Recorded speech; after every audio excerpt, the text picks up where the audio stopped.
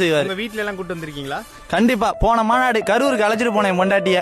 அங்க பிரசவத்தோட வந்தா கலைஞ்சு போச்சு.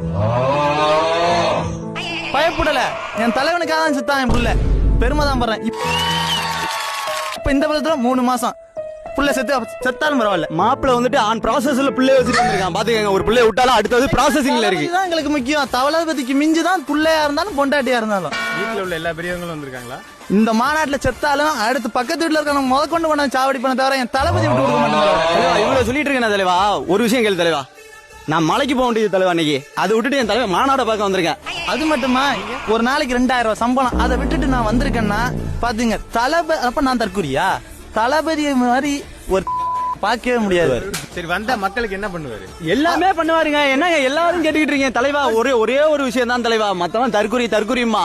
அவன் என்ன சொன்னாலும் பரவாயில்ல, தற்குறின்னு சொன்னாலும் பரவாயில்ல, அணில்னு சொன்னாலும் பரவாயில்ல, தலைவர் வந்தா எல்லாமே செய்வாரு. இதுதான் செய்வார், இதான் செய்வாருலாம் சொல்ல முடியாது.